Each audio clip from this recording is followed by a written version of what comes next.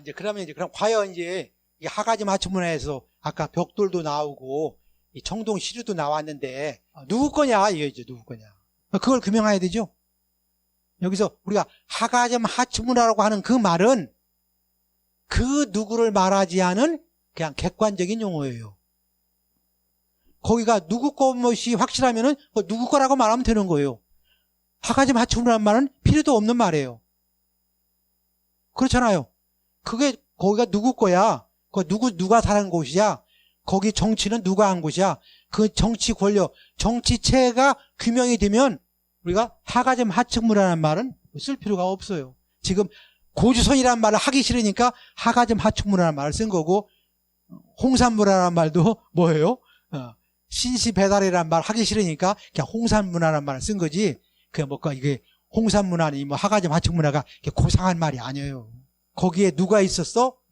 그게 확인되면 여기는 단군이야, 여기는 환웅이야 라고 말하면 되는 것 뿐이에요. 우리가 이해할 때는 사실은 못마땅한 용어예요. 우리가 왜 아무런 주인이 없잖아요. 주인 없는 말이잖아요. 뭐 하가지 맞춤문화가 뭐 했다는 거야? 홍산문화가 뭐 했다는 거예요 그게? 우리하고 무슨 상관이 있어? 근데 이전에 우리가 그 하가지 맞춤문화 주인이 누구냐? 이걸 이제 밝혀야 되는 거예요. 예? 이걸 밝히는 거예요. 그럼 왜 하은주는 하은주라고 해주고 여기는 왜 하가지 맞춤문화라고 홍산문화라는 말을 왜 쓰는 거야? 나라 이름을 쓰면 되지. 주돌만 하은주라고 써줘야 돼? 하은주는 도대체 무슨 문화예요? 하은주는 무슨 문화죠? 모르죠? 거기는 자기들이 권력이 있으니까 왕조가 있었으니까 그냥 하은주라고 해주는 거예요. 여기는 뭐예요? 여기 이 북쪽 지방에 중국에서 말할 때 하은주가 말할 때 북쪽 그 청동기익은 그 주인 몰라. 그냥 거기는 그냥 하은주 뭐 하가잼이라고 하고 뭐 그냥 홍산문화라고 해. 이렇게 쓰는 거예요. 그 말이 뭐 대단한 말이 아니에요. 그러면 이제 하가지 맞춤문이 누구냐 이걸 밝혀야 돼요. 이게 이제 우리 대한민국 학자가 저걸 해야 되는데 아무도 하지 않으려고 그러니까 저 같은 사람이 저걸 하려고 말하는 거예요. 이게 비정상이죠. 여러 사람이 얘기했어요. 뭐 숙신이다, 뭐다, 뭐 이족이다, 뭐 고주성이다, 뭐 여러 가지 말을 했어요. 이제 우리가 이제 이것을 이제 주인을 밝혀야 되고 그래서 이제 윤내연 교수가 1994년에 해방 이후 처음으로 고주선 강역을 그렸어요. 물론 이병도도 그렸죠. 이병도는 어디 그렸어요? 이병도는 여기 뭐 이렇게 여기 뭐 청천강 뭐 이렇게 해서 이병도는 고주선 강역을 그렸죠. 네. 그리고 뭐 그다음에 여기 한강 이남은 고주선으로 그릴 생각도 안 해요. 그냥 뭐 여기 뭐 청천강, 뭐 평양, 대동강, 뭐 여기 한강 여기가 그냥 고주선이라는 거예요. 이 전라도 경상도는 고주선도 못 들어가요. 그런데 이제 윤내연 교수가 해방 이후 처음으로 우리 고주선 강역도를 그렸어요. 이렇게 이 지도 이게 너무나 위대한 거예요.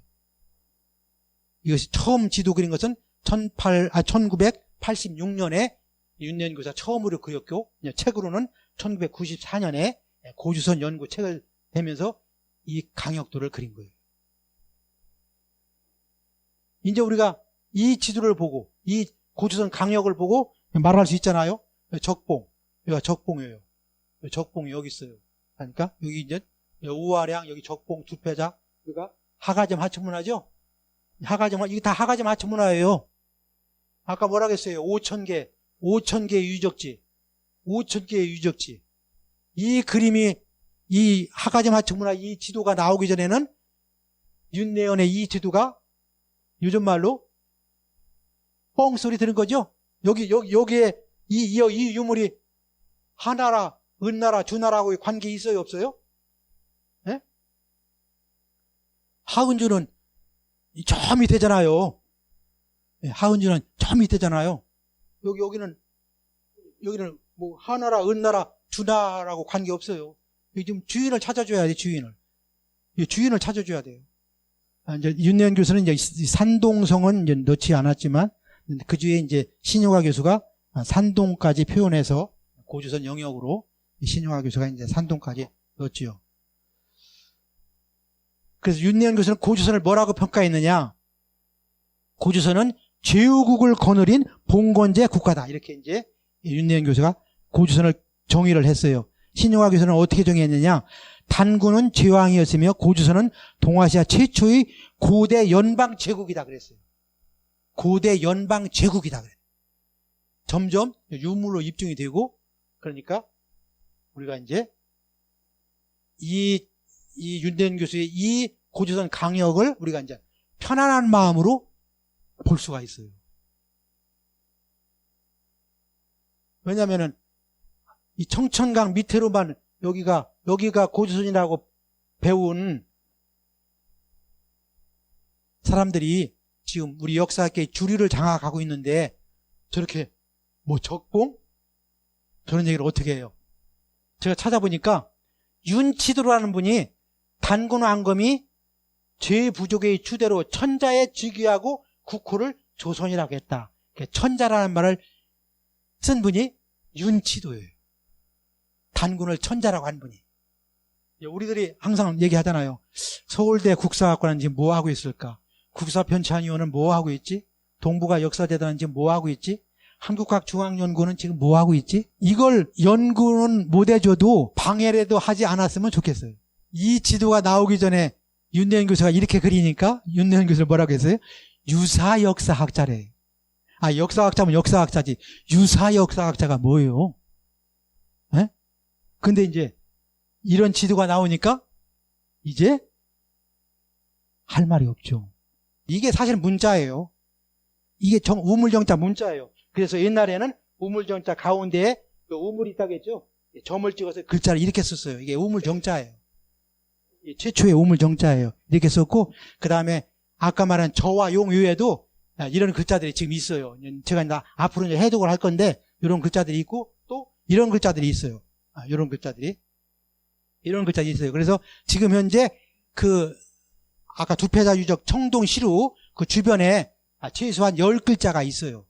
10글자들이. 그래서 앞으로 이제 이런 글자들 제가 추가로 이제 해독을 할 거고, 요건 뭐 일단 기자 같고 요건 전자 같은데, 아무튼 이제 제가 이게 그냥 두 글자만 있는 게 아니라 그 일대에 여러 글자가 있다. 지금 중국에서 공개하지 않은 글자들도 있을 것이다. 42년 동안 잠자고 있던 저 청동 그릿에 글자가 있는데 중국 애들이 연구를 하지 않았어요.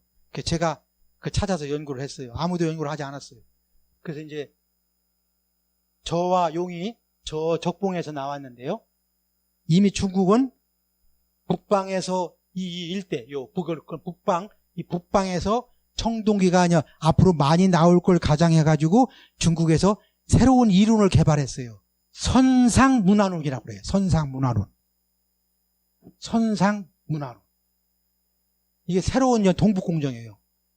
뭐냐면은 북방에서 청동기가 나오면 틀림없이 한국 사람들이 고조선 거라고 할 텐데, 미안하지만 고조선 거 아니야.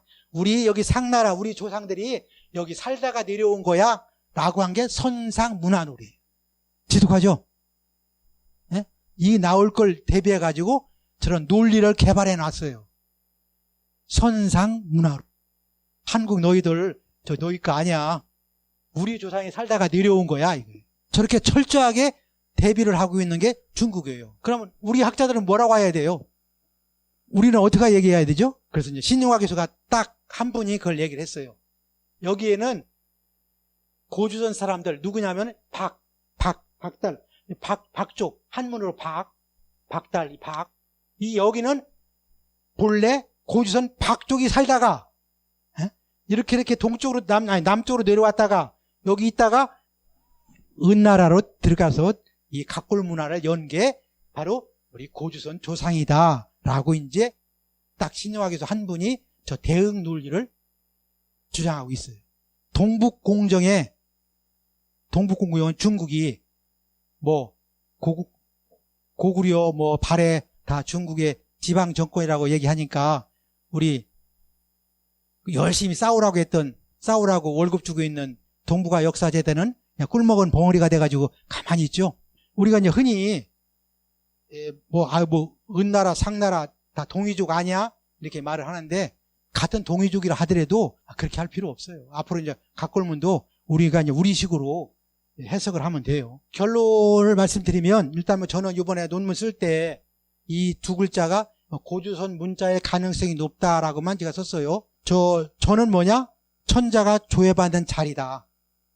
근데 저 글자가 우리 그 명문옥편에 딱 살아있어요. 뭐라고 하냐면 조회받을 저라는 말이 있어요. 조회받을 저. 그러니까 저거 우리가 이런 역사적 배경을 모르면 갑자기 저게 쌓을 저자라고 나왔는데 왜 조회받을 저냐. 이거 우리가 이런 글자의 역사적 배경을 모르면 이해를 못하는 거죠. 그래도 우리 옥편에 딱 하나 살아있어가지고 저걸 조회받을 저라고 쓰고 있어요. 이런 하나, 그래서 옥편을 이제 우리가 보더라도 하나하나 잘 따져봐야 돼요. 우리가 지금 이해하지 못하는 엉뚱한 말들이 들어있거든요. 그건 뭐예요? 더 먼 저 고조선 시대 아니면 고구려 시대 그 이전 사람들이 썼던 말들이에요. 지금 우리가 이해를 못해요. 저 글자. 저 쌓을 저자, 뭐 저축하는 저자로 쓰고 있는데 어째 저기에서 조회받을 저자가 왜 나왔느냐. 저는 아주 중요한 거예요. 그래서 우리가 사전을 만들고 옥편을 만들 때 글자 함부로 내가 모른다고 그래가지고 글자 막 지우고 그러면 안 돼. 나중에 다 알게 돼요. 그래서 옥편에 있는 이 글자 쭉 뭐야 우리가 사전 하나에 한 글자에 막 10가지 20가지 되는 그 해석들이 있잖아요. 하나도 버리면 안 돼요. 다 과거에 그 의미로 썼던 것들이에요. 내가 모르니까 왜 또 엉뚱한 글자가 있네. 우리가 그래서 이 사전, 옥편 아주 중요하게 봐야 되고요. 그 다음에 이 용자는 천자의 궁성을 얘기하는 것이고, 그래서 이것은 천자하고 관계된다고 생각할 때에 천자의 조례에 관계되는 그 천자 문화를 설명해 주고 있는 글자다. 단재 신채호 선생님이 이런 말씀 하셨어요. 고조선 태자 부루가 우에다가 한자를 전해줬다. 이거 참 단재 신채호 선생님이 참 위대하신 분이에요. 이런 조선 상고사에 이 말씀을 하셨어요. 그래서 아까 단군 세기에 말했던 요하고 앞으로 제가 이제 여기 단군 세기에도 가림토가 나오니까 아까 누가 가림토 말씀하셨지만은 앞으로 가림토도 같이 연구해야 되고요. 그동안 한자는 한사군 설치 이후에 우리한테 들어왔다는 이제 이러한 식민 사관은 이제 우리가 버려야 되고, 이제 우리가 적극적으로 한자의 기원은 누구예요? 한자의 기원이 어디예요? 한자의 기원이 뭐 하가지 마침문화라도 되고 고조선이라고 해도 좋고, 아무튼 한자의 기원을 우리가 다시 새롭게 인식하는, 제가 뭐 이거라고 나는 제가 결론을 내리지는 않겠어요. 그래도 우리가 그런 의식을 바꾸는 계기가 됐으면 좋겠어요. 중국이 내세우는 선상 문화론에 대해서 우리가 다시 동북공정도 동북공정이지만 앞으로 선상 문화론 가지고 우리가 싸워야 된다. 우리가 이 문자 한자를 고주선 문화의 원형 글자로, 원형 문화로 우리가 인식하는 계기가 됐으면 좋겠다. 그래서 이것은 제가 문자가 변해온 과정들을 이해할 수 있도록 했고요. 그럼 문자가 뭐냐? 문자가 왜 중요하냐? 이 문명이라고 하려면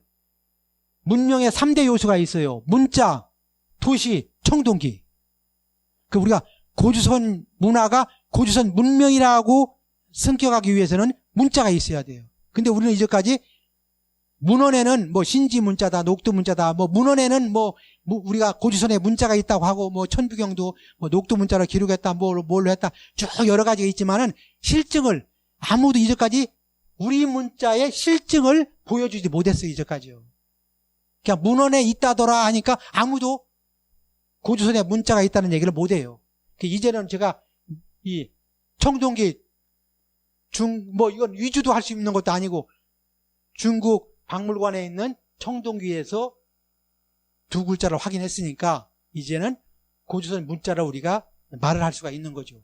문자가 있어야, 문자를 사용했어야 우리가 그걸 문명이라 말할 수가 있고, 문자가 왜 중요하냐? 문자가 없으면은 도둑질 했는데 문자가 있으면 도둑질 한 사람은 뭐 예를 들어 50만 양으로 갚아라, 이게 문자로 써서 공고가 되면은 모든 사람들이 도둑질 하면은 이렇게 뭐 50만 양으로 배상을 하면 되는구나. 이게 사회의 약속이에요. 그런데 문자가 없으면 어떻게 해요? 미운 사람 갖다 잡아다 죽여도 말 못하고, 자기가 아는 사람은 또 풀어주고, 이렇게 되기 때문에 사회가 유지가 안 되는 거예요. 사회가 계약 시스템이 작동이 안 되는 거예요. 우리가 지금 이게 문명이라고 그래. 지금 우리가 문명 생활을 하고 있잖아요. 지금 문명 생활. 그래서 우리가 다 법에 의해서 다 문명 생활을 하고 있잖아요. 우리는 법을 믿고 행동을 하고 있잖아요. 그러니까 글자가 없고 법이 없으면 어떻게 돼요?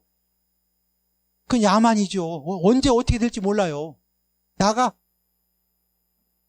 사람으로서의 권리, 의무 이런 것이 다 소멸돼 버리죠. 지금은 우리가 보편적으로 쓰고 있으니까 문자의 소중함을 모르는데 저 당시는 매우 중요한 거예요. 고조선에 문자가 있었다. 그러니까 그 문자가 뭐였냐?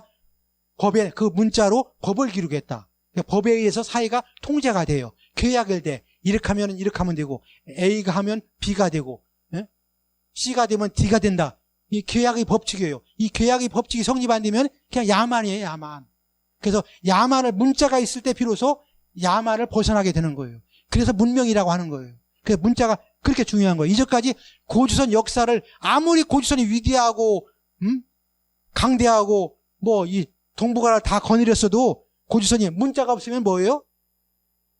우리 역사에서 2% 부족한 거, 요즘 말로 2% 부족한 그 문자, 이제 문자가 이제 나오기 시작한 거예요.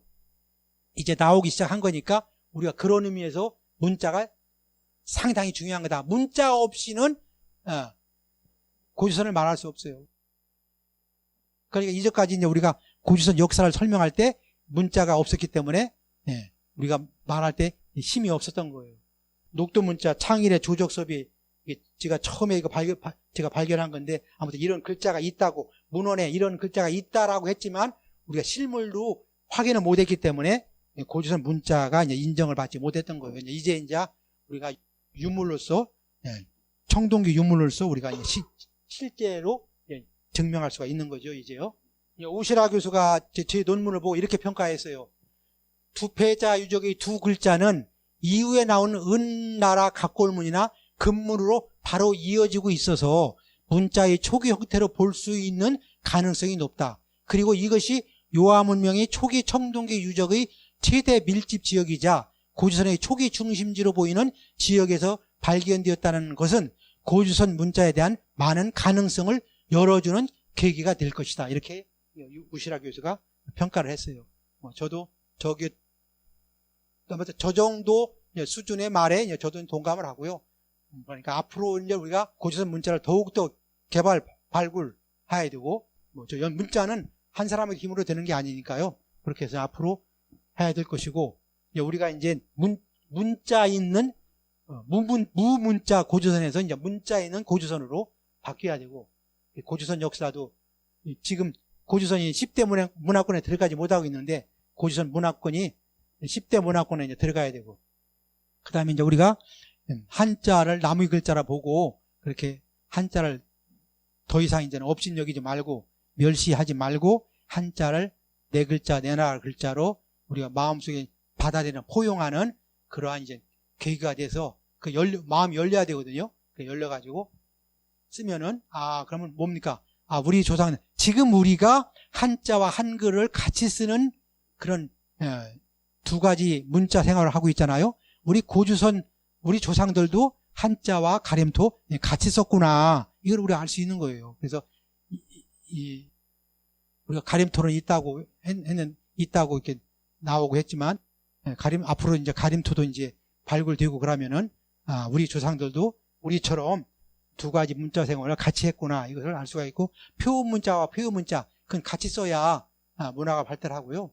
하나만 써서 좋을 건 없을 것 같아요. 그래서 이제 우리가 아무튼 오늘 저의 강의를 계기로 해가지고 고조선 문자에 대한 인식 또는 우리 한자의 기원, 우리 각골문 이런 것들에 대해서 우리가 폭넓게 이해하고 하는 그런 오늘 그런 시간이 됐으면 고맙겠습니다. 감사합니다.